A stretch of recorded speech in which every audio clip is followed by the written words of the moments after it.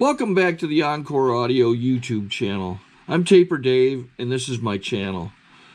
My first group that I ever recorded was Underearners Anonymous.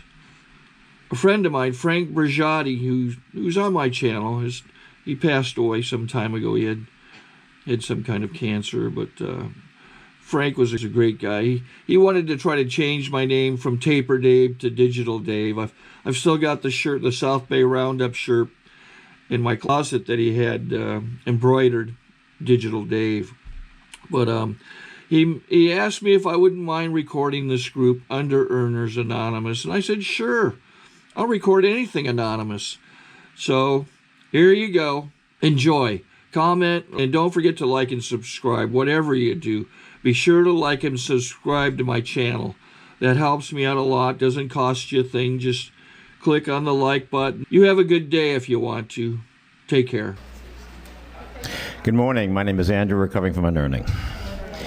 Beginning workshop today on step 8 and 9. Let's start with the serenity prayer. God, grant us the serenity to accept the things that cannot change, the courage to change the things I can, and the wisdom to know the difference. Is there anybody here today who's here for the first time? Please raise your hand. Okay, what we're going to do, thank you, welcome.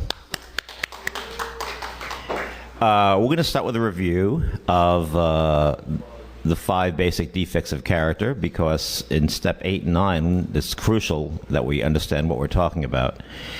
There are 5 defects of character. They are, does anyone want to list them? I'll do it, I'm at the mic. It's fear, self-seeking, dishonesty, selfishness, inconsideration. And there are 3 basic instincts: social, sexual, and survival. The principle of step 8 and 9, this principles are, 8 is reflection, and 9 is a very strange word, amendment. Not like an amendment to the Constitution, but the process of making amends. Who would like to recite at the microphone all the principles we've learned so far? Okay, I will. Step 1. You want to do it? Okay, go ahead.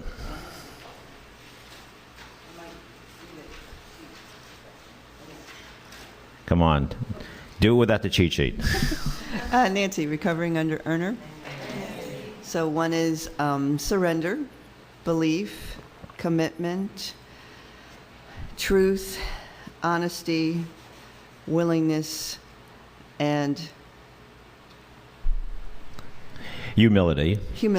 8. Or change, which John suggests change, and I like that better. And step 8 is reflection. We did 8? 8 is reflection, and 9 is, yes, and that's the new stuff. 9 is amendment, making amends. Over the years, I've lied, cheated, and stolen from people, mostly for myself, through my basic 5 character defects, rocking and rolling through my life. What's always triggered bad behavior in me is fear. Fear drives everything else. Fear is like the engine behind all of the other 4 character defects. And that's why it's important to understand that when we make really bad choices on any day for our lives, the number 1 culprit is fear. It drives dishonesty. It drives selfishness. It drives inconsideration. It drives selfishness. And the problem is that the world judges us on our actions, not our intentions. So we may be very justified in our own Cirque du Soleil of the mind to behave badly. And in the AA Big Book, Acceptance 449, the doctor says, if you had my life, you'd drink too. And you could see that throughout the Big Book.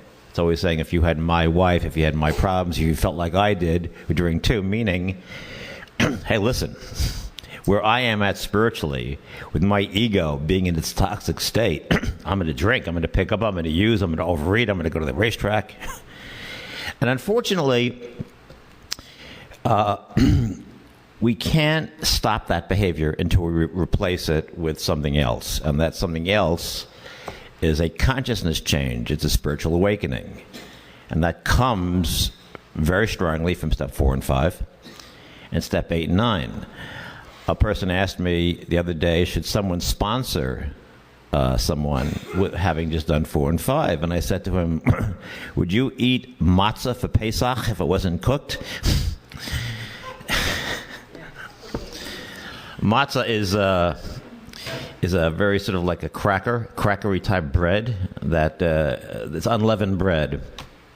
I don't know whether it's gluten free or not. It has gluten, right? Yes. Well, it's a gluten intensive. You can get gluten free. Okay. Well, speak to Steve after the thing. So we're going to find out where you can get that from. So, and the reason why is that? Because all of what we have done in life,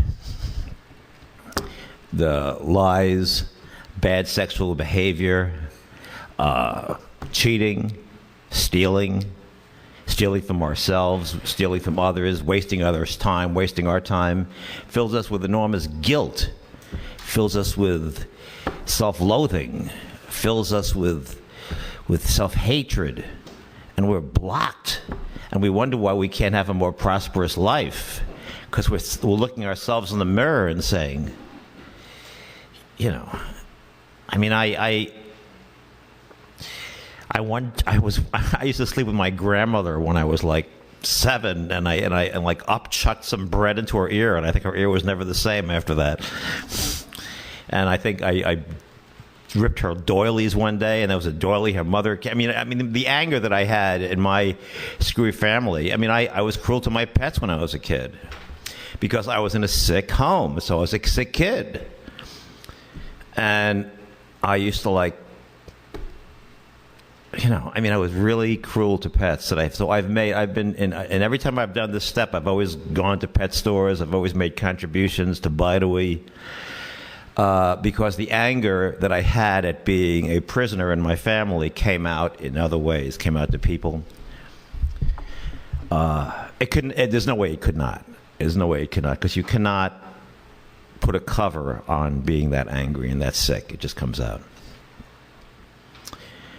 I used to, my aunt, you see, that's the whole thing about this step that's really important, that, we come out sometimes, we got to stop looking at ourselves as victims, and I certainly have enough of a bad childhood story to do that, but one of the things that I realized in this step is that I was a sick kid, and the last time I did this, which was in AA, I went back to my home where my mentally ill mother lived, where the stepfather who slept in the basement, where the retarded uncle lived, where the lobotomized uncle used to walk around the house like Frankenstein, where my grandmother would say, "You'd make me so happy if you put on a yarmulke," where my grandfather was like slowly losing it and couldn't be the father that I needed, or my stepfather Maya, who lived in the basement, who came up one day a week to give me a chocolate bar.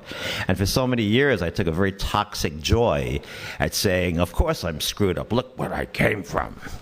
Look at those people. But I had to see in me that I was sick to them. I had to see to me that I was self-seeking. I was dishonest to them and to me. So when my grandmother said, "Hey, you'd make me so happy if you went to shul. You'd make me so happy," I was conning her. I was saying, "Okay, sure, yeah, I'll go, yeah."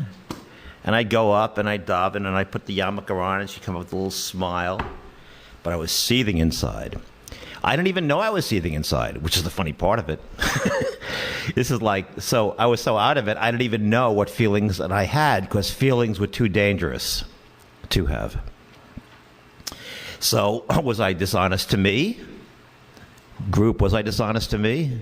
Yes. Was I self-seeking? Yes. Was I inconsiderate to her and to me? Yes. Okay. So all of a sudden, the bad childhood story is totally changed, right?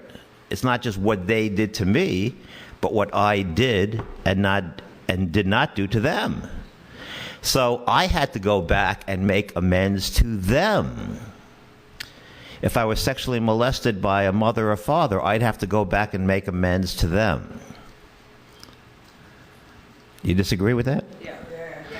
Okay.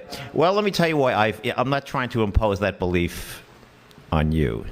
I'm saying that for me to grow, I need to look at what my part in the resentment was.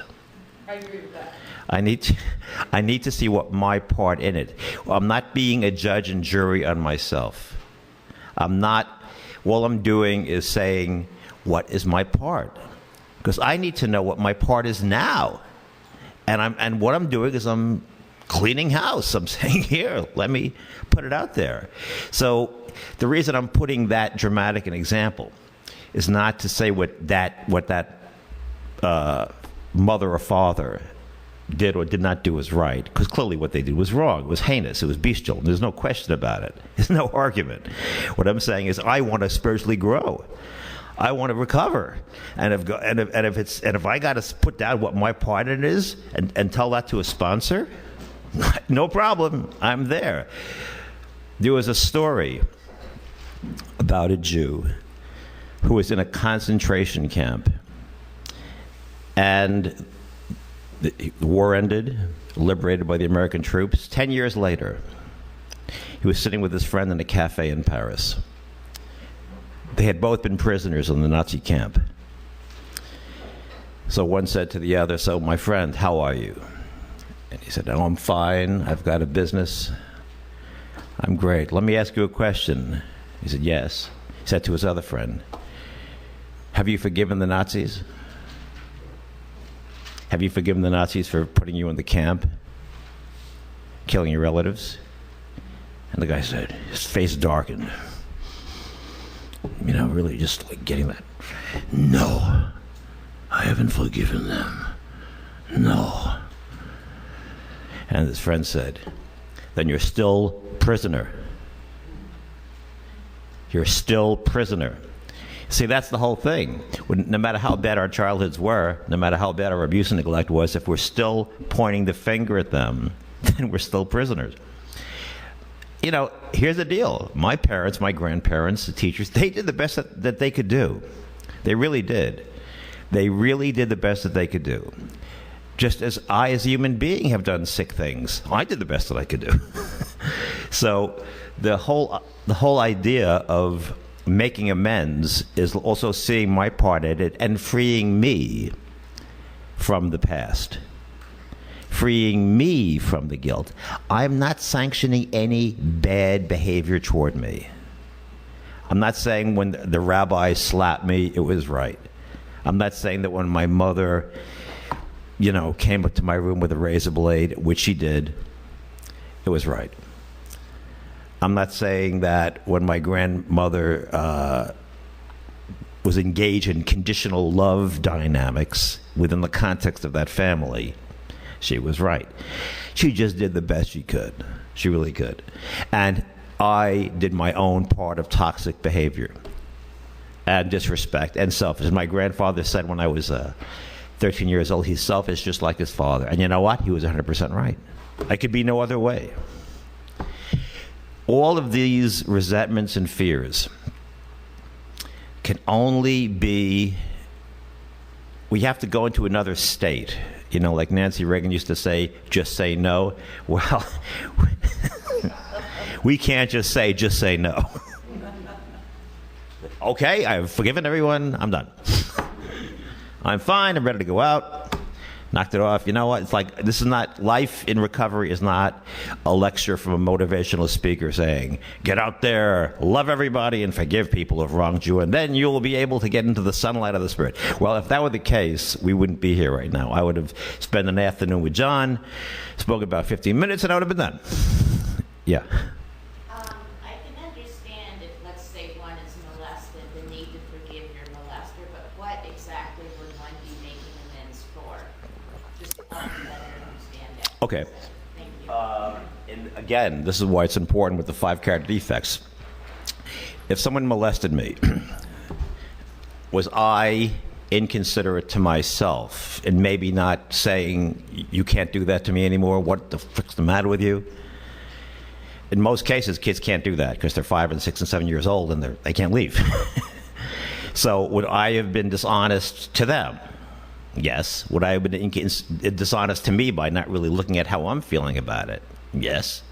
Would I have been inconsiderate to me and inconsiderate to them by not really leveling in what's going on in the relationship? So you see what I'm saying? It's like this is not advocacy of heinous behavior toward us.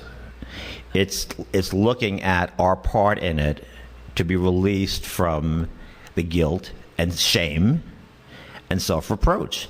To the degree that I could forgive anyone who's ever hurt me, to that degree is actually to the degree that I become less of a victim. And I got news for you. I don't want to be a victim. I don't want to be a volunteer victim. I don't want to be a walking wounded. I want to be in a spiritually strong and vibrant state. Don't you?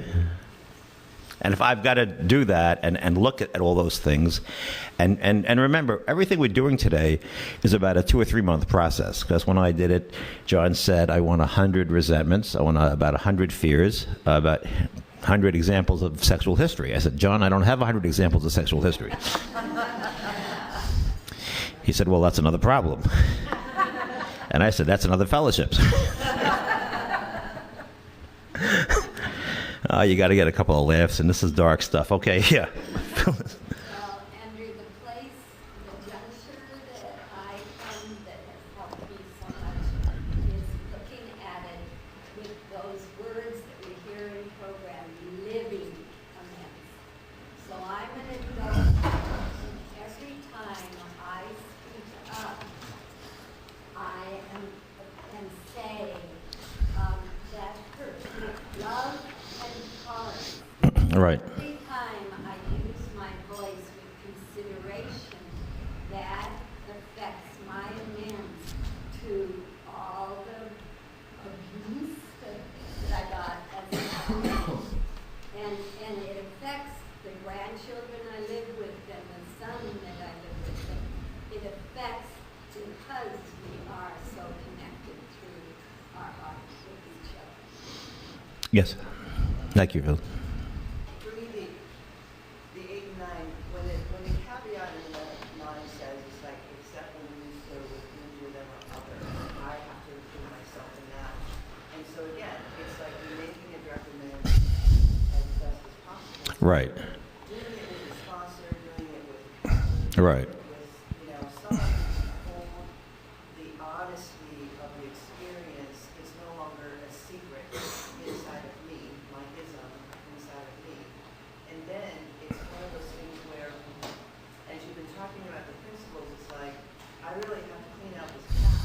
If I'm going to be clean here in my today, I'm going to have a good future. Because that's what's I've been dragging around, tons of resentment, and I can remove. Right, and it's a horrible thing to do. I mean, and it's like, it's literally, it's impossible to recover without doing a thorough 8 and 9. I mean, you cannot do it. You just can't do it because ultimately the fear comes back up. And because the thing is, we all know what we've done. I mean, I killed the cat. I had a cat. I killed a cat. I mean, I feel horrible about it. I was like 7 years old, and I pushed the garage doors down, and it was a horrible thing to do. But I did it, I mean, I know the stuff that I did, and it's about cleaning house and freeing, and in a way, yeah, John. Yeah. Yeah, just to finish up. And in a way, the other day I was in Nyack, and I remembered, this is a person that I had sold advertising to a couple of years ago, and I called John. I said, I definitely, she wanted to cancel the ad, and I could have done it, but I didn't. And every time I drove past, she had a little pet shop.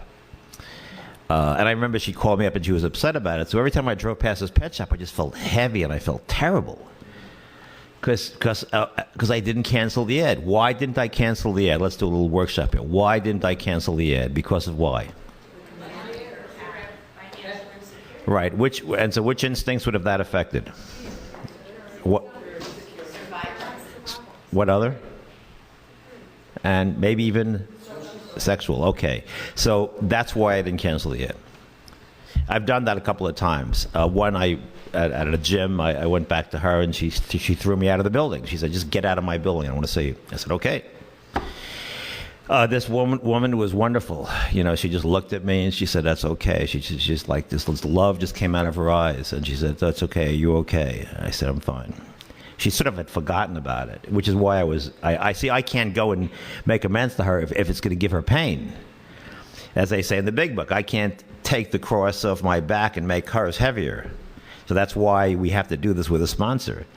When I did this in AA, there were a number of girlfriends that I had bad experiences with, and the sponsor said, no, don't go back to her. Nope. Because that could, all sorts of complications could have come out of that. But see, I can't make that. That's why we need a sponsor to work the steps. So, guess what we're going to do today? We're going to make a list of people or institutions that we want to make amends to. And we want to divide the paper into like 4 columns. Yeah. Oh, yeah, go ahead, John. I just wanted to say something quick. The idea of making amends also is to,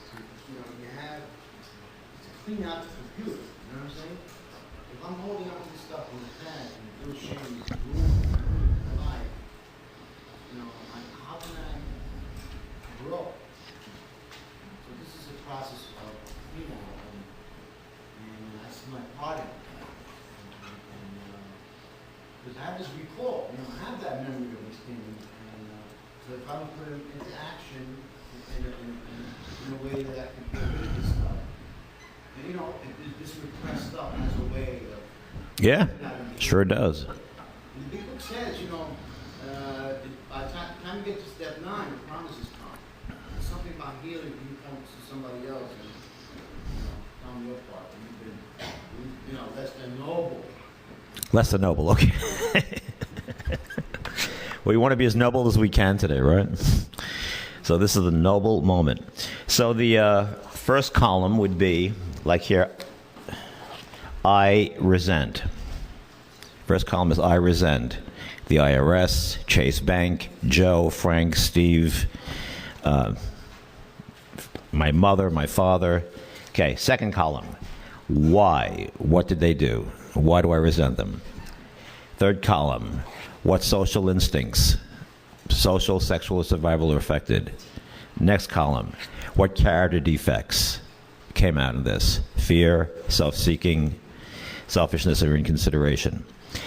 I personally use the book, The Steps We Took by Joe McHugh, and I recommend everyone get it. And it has a great chart in it where it breaks out this whole, everything I'm doing to easily Xeroxed documents, and it's just very thorough, and far more than the 3-column thing in the big book. Because you're continually looking at all the character defects we have. So again, the way we did it the other day is that just first write your let's say 10 resentments on column A. Let's keep it to 10 because it's a lot of work. Only go down column 1, 10 resentments. Next column, after we've done the first column, why? Why? What did they do to us or didn't do? Third column, affects my social instincts, and put down with each one, whatever, social, sexual, whatever, and go down that column. And only after that column is finished, go to the next column, character defects.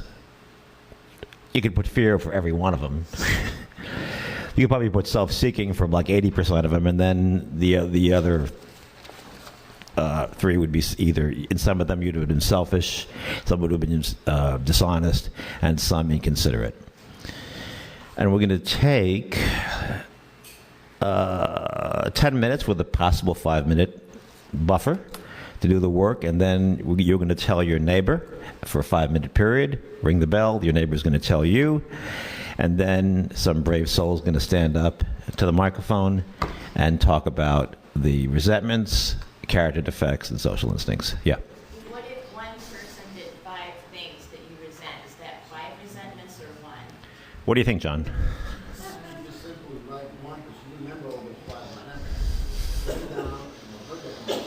As you said, the main one you got. And be responsible to discuss that. As always, the simple answer is the best answer. Yeah. How is this different from 4 and 5 is looking at the inventory in you that you want to get rid of. You're making a fearless and searching, honest or moral inventory. This is looking at who you resent and who you are making amends. I'm sorry, who you're making amends to, because of the character defects that you have. So in other words, you now know the character defects from step 4 and 5. So now we have some new, clear information. So now we're saying what we did, who we hurt, screwed over, lied to, cheated, abused. Okay, so 4 and 5 is the person and they did this and therefore I know that. Yeah, in other words, my girlfriend left me for another guy, and I resent her. That affects my social, sexual, and security instinct. Her name is Sue. What character defects are there? Fear, self-seeking, because I wanted to be the boyfriend. Selfishness, maybe she should have left. Inconsiderate, maybe I was inconsiderate, and she said, I can't stand you anymore. So those 4 things, so that's what I'm putting in my character defects. So I'm not just saying, I'm letting go of the, you did this to me, and looking at what I did, and maybe I'm wrong, and maybe I need to say to you, I'm so sorry. I'm so sorry I wasn't a better boyfriend.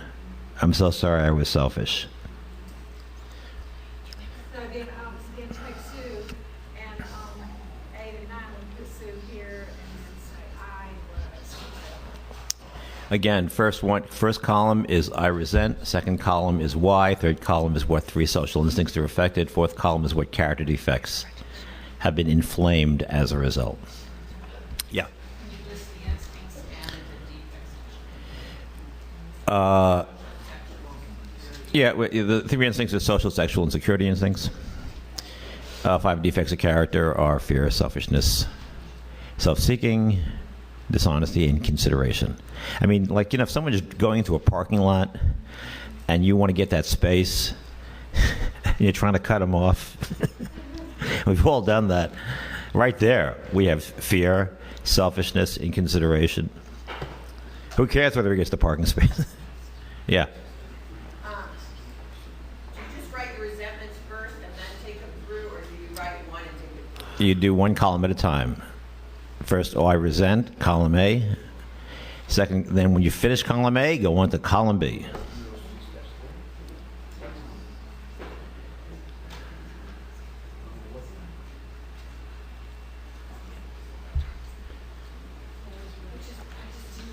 And go nuts with this. The deeper you go with this now, stuff that you really don't want to remember, the stronger spiritual medicine you'll be getting right here and right now. So I really suggest you really stretch, no matter how bad it feels. If you're feeling really bad right now, you're doing it right.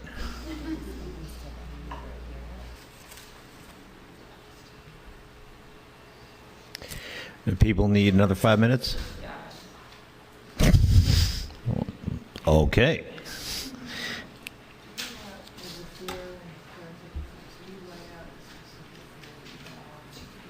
Okay, that's time. Remember, yeah, sorry, okay. Take two. Okay, that's time. Remember that the only step we have to do perfectly is step one. So, I don't have my bell here, but so now we're going to take 5 minutes. Just read this off to your neighbor as if they were your sponsor, and after 5 minutes, the neighbor is going to read off that stuff to you. Go. I'll come back. Keep doing it. A friend in the back said it's important for us to say what we did, what our character defects were, and just list it. Just list it. Don't ask the person whether you should make amends to them. They're just listening to what you're doing. They're not your sponsor. You're just having a step 8 Whitman sampler experience. And step 9, of course.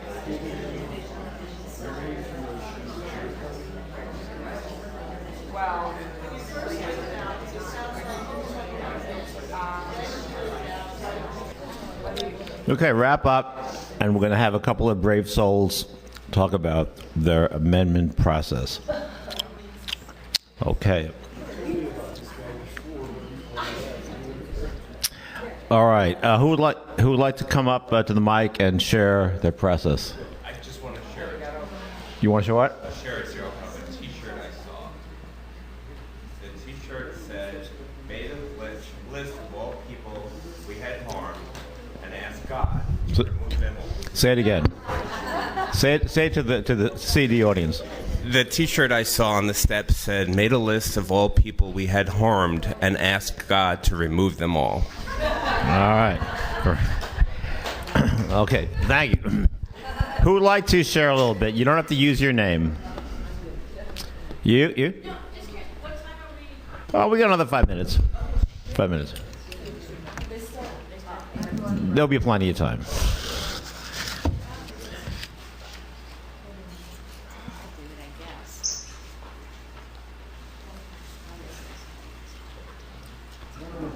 You want to do one? Okay, well then let's close it out and do the serenity prayer.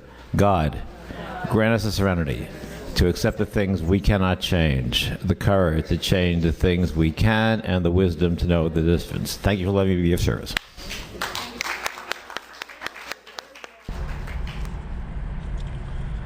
Okay, this is how I prepare my drone for launching. I like to do it inside the cab of my truck so I'm not standing outside in the weather.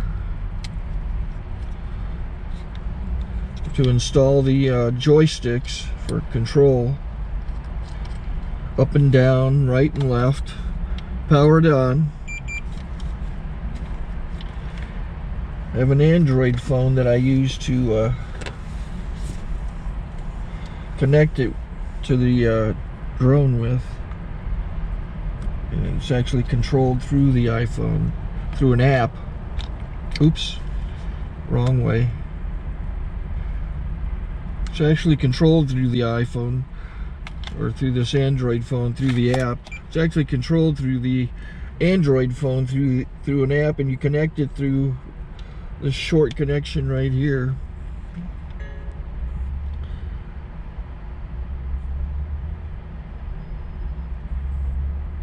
Remote control connected. Remote control's connected. So I pull out the drone. I have to extend the legs. Long legs extended first, then the short legs. Remove the gimbal protector. Set that aside, then power it on one short burst, then one long burst. I lay it down. So I have to go to calibrate. So the drone's not connected yet. It shows you here as this drone gets disconnected, even though the remote's powered on. So the drone has to establish it's connected. So I go into the app to calibration mode. First I'll calibrate the remote controller. Start calibration. out, in, oop, out, in, up, down, and then this little wheel is to control the gimbal. So it's calibrated. Go to gimbal calibration, start calibration, and then it calibrates the gimbal. I don't know if that shows up. The gimbal's moving all over the place. Changes, you can see it on the video. And I'm calibrated to take off. It's acquired 7 satellites at the moment. There are 26 satellites up in the sky, which it has to acquire before you can take off. So it's connected. It's got enough satellites. This is white. I can go to press this little arrow button, swipe right to take off, and it would start the motors if I slid this to the right. But I'll wait till I get outside. Don't want to do it inside.